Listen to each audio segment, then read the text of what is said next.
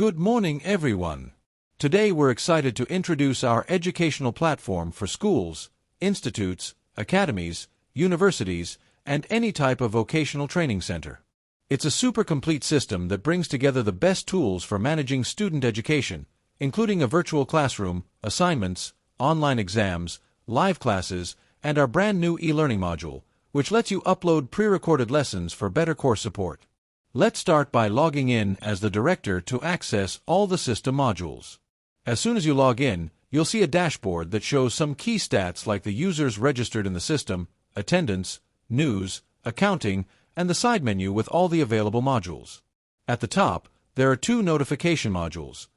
One tracks all the user activities on the platform, including any incidents, and the other alerts the principal and admin staff about new requests for leave permissions from both teachers and students.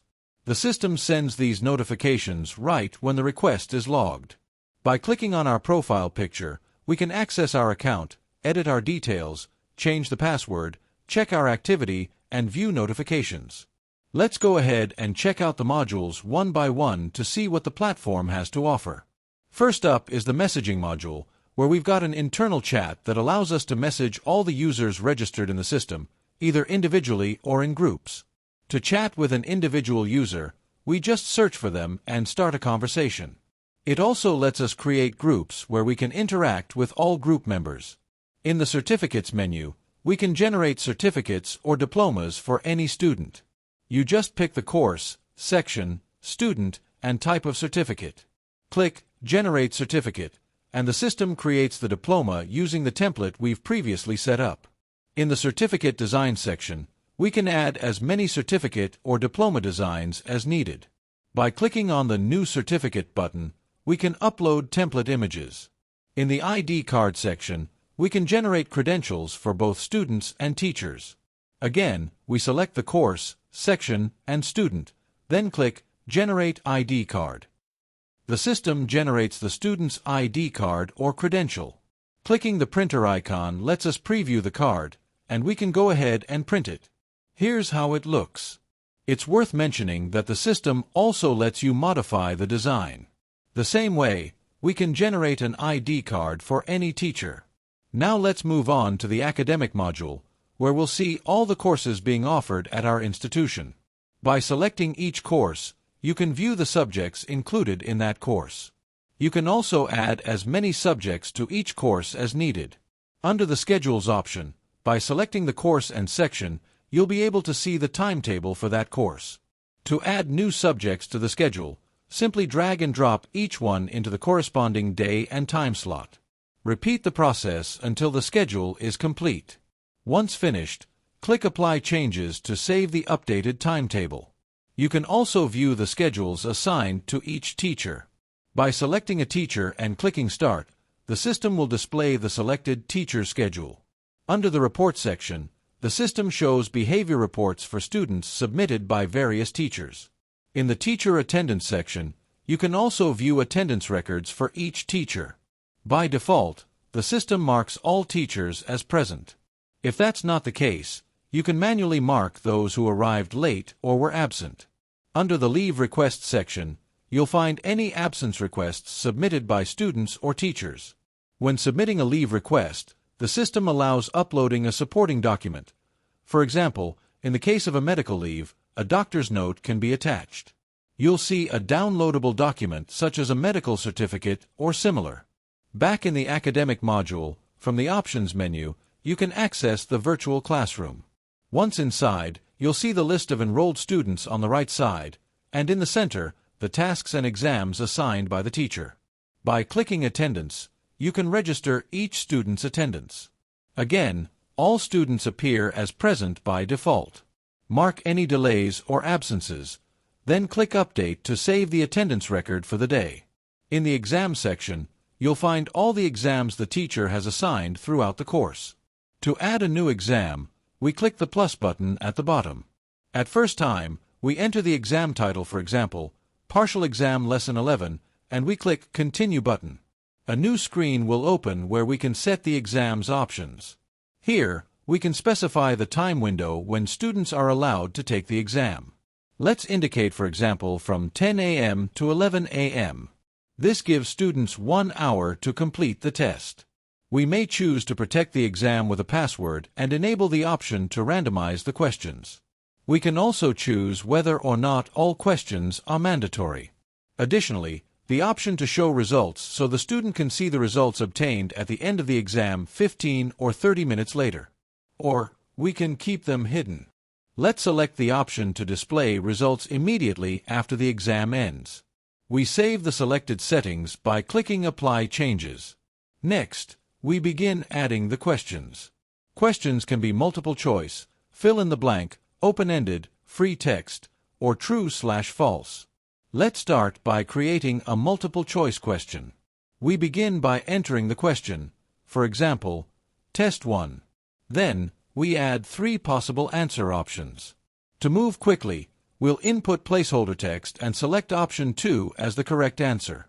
We try to save the question, but the system requires us to assign a score. We'll assign 5 points for the correct answer and click Save. Now the first question has been successfully added to the exam. Next, we'll add a fill-in-the-blank question. First, we assign the number of points for a correct response and enter the question. In this case, we are going to ask, what is the capital of Colombia country? In the answer field, we enter the correct response, Bogota. We click Save button to register the second question. As you can see, the question has now been added to the exam. Now let's proceed with a third question, using the free text option. Again, we'll assign 5 points to this question. In this format, the student must provide their own written response. In this case, we are going to require students to write an essay for lesson number 11. We finished writing the essay for lesson number 11. And we click Add button, and the third question is now included in the exam. Finally, we'll create a true/false question. In this format, students simply choose between true or false. We begin by assigning 5 points for this question. Let's enter the question. Lima is the capital of Peru. We choose true and click the Add button. At this point, we've added 4 questions to the exam using all the available formats. Of course, within the same interface, you can continue adding as many questions as needed. Now we return to the Home section to review the exam details. We verify the start and end times during which students can take the exam, as well as all other configured settings. If everything is correct, click Publish Now to make the exam accessible to students starting at the designated time. Until the exam is published, it will be registered on the platform but not visible to students. Now we return to the academic module and we enter again the virtual classroom and go to the exam section. We will see that the exam is now published. Students will be able to take the exam starting at 10 a.m., and as we configured, it will be available until 11 a.m. Next, let's look at homeworks. In this module, teachers can upload homeworks that students need to complete. Currently, no homeworks are listed, as we haven't registered any tasks yet. Using the plus button, we can add new homework. Let's create a new homework called Homework Lesson 11. We can choose the type of homework, whether it will be an online text or downloadable files that students must upload. We'll select Online Text and click Continue to access the homework screen. On this screen, we also enter the points students will earn for completing the homework. The system allows us to enable late submissions. We will set the submission window from 11:15 a.m. to 1:30 p.m. We'll enable the Allow Late Submissions option. The system also allows us to attach any files to the homework for students to download, such as images, PDFs, Word documents, Excel files, etc. Any file that the teacher deems necessary for completing the task can be uploaded. We can also modify the due date for the assignment, with the default date being today. In the description field, we enter the instructions for the students.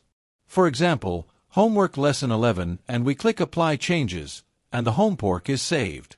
Once everything looks good, we click Publish Now to make the homework available to students. The homework has now been posted. In the Submission section, assignments submitted by students will appear. Now, let's return to the academic module. We go back into the virtual classroom. Here, we also have the option to create a discussion forum on any topic.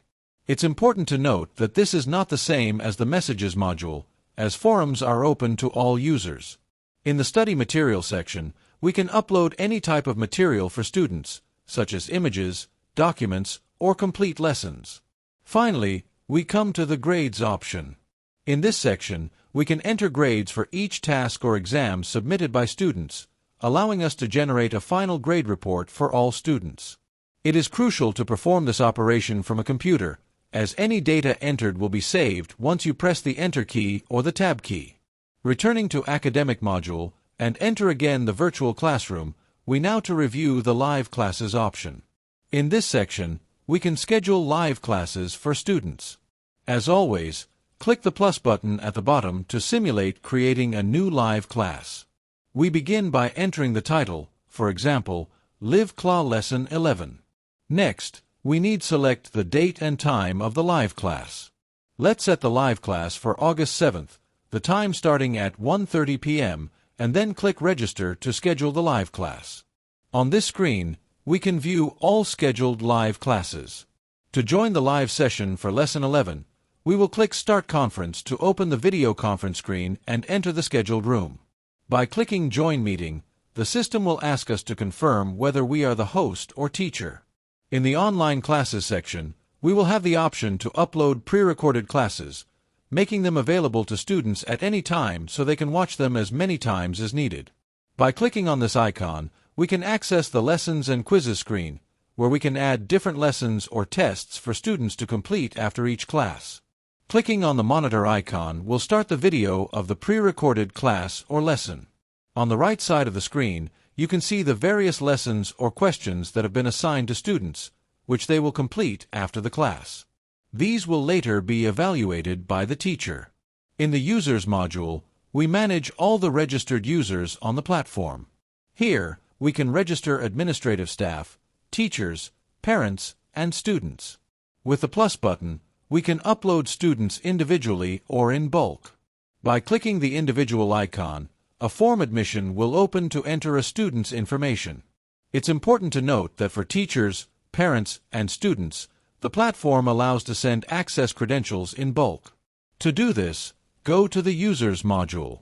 In this case, we're viewing teachers. As you can see, all users are selected by default. You can keep all of them selected or choose specific ones. By clicking the Send button, access credentials will be sent to each teacher's email. Similarly, we can do this for students. In this case, we need to select the course or grade and section, and we will click on the Send Access option, then click Start to view all students in the selected course. From here, we can send platform access to all students or only to those we select.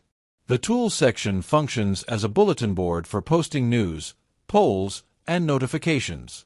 Finally, in the Teacher Evaluation section, we can view the ratings that students give to their teachers. The director has the option to add questions for students to evaluate their teacher's effectiveness. For example, we've added 2 questions where students can rate whether the teacher arrives on time to class and explains topics clearly. All relevant questions can be added, with different rating scales as deemed appropriate by each institution. In the File Sharing section, each user can organize their files into folders and share them with other users. In the Library section, we can upload digital books that are available, as well as physical books, so that students can request them. In the Calendar section, we can register any events taking place at our institution by publishing the date and time of the event. In the Report section, we can review various reports provided by the platform, such as the activity of each user group, SMS messages sent to users, and grade/course reports. By selecting a specific course or grade, we can view statistical data about the students in that grade, the teacher guide or tutor, and the subjects taught by their respective teachers. In the Attendance section, we can review the attendance of students in each class or subject. By selecting the grade and section, we can view the attendance report. Similarly, by clicking on the Teachers button, we can see the attendance of teachers. Selecting the month we want to see and clicking the Generate button.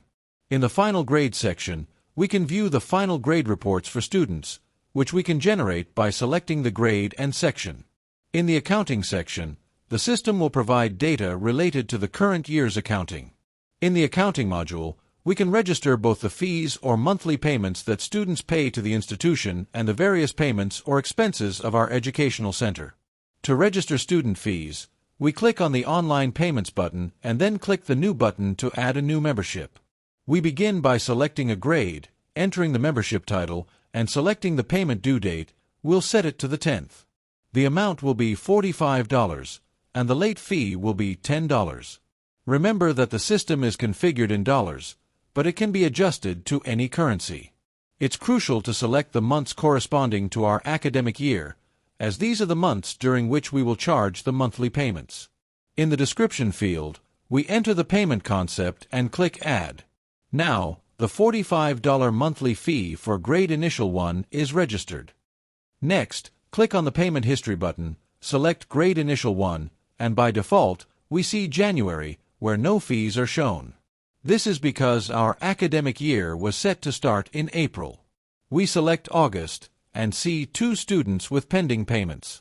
By clicking on this icon, we can make the payment. Here, we see that the payment is pending, with different payment options.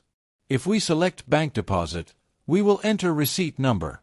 We select Cash and click the Mark as Paid button, and the payment is now registered. Now, we return to the August list to check the payment. We select Grade Initial 1 again and choose August, and we can see that this student's monthly fee is now marked as paid. By clicking on this other icon, we have the option to view the receipt, where we can see the institution's details, the student's information, and the amount paid. In the discount section, we can search for any student and apply a discount to their monthly fees. It's important to note that the discount is a fixed amount, not a percentage. In this case, we will apply a $15 discount to this student. We enter $15 and click Apply to save the discount. Now, we go back to the payment history. We select Grade Initial 1 again and select September. As we can see, the amount to pay is $30, as we are applying the $15 discount. In the Expenses section, we can register any type of expenses for the institution. As we can see, there is an option for categories to group expenses by category, with no limit on the number of categories. To register an expense, we click the New button. We start by entering the title or concept of the expense, such as payment test. For the payment method, we select Cash. In the Category section, we choose Test Category. We enter an amount of $25 and click the Add button. Now, as we can see, the system shows the registered payment for payment test of $25. Finally, the Settings module. Here we can enter all the data of our educational institution. In the Grades Level section, we register all the grades or courses offered at the institution. In the Sections option, we can register different sections for each course. Likewise, in the Units and Classroom section, we can add as many as needed. Finally, in the Schedules section, we enter the class schedules for our educational institution. And from the DirectTaught panel, this is everything. As you can see, it's a very easy-to-use platform, very practical and intuitive, but also powerful and efficient. If you have any questions, we will be happy to answer and resolve them. Thank you, and see you in the next video.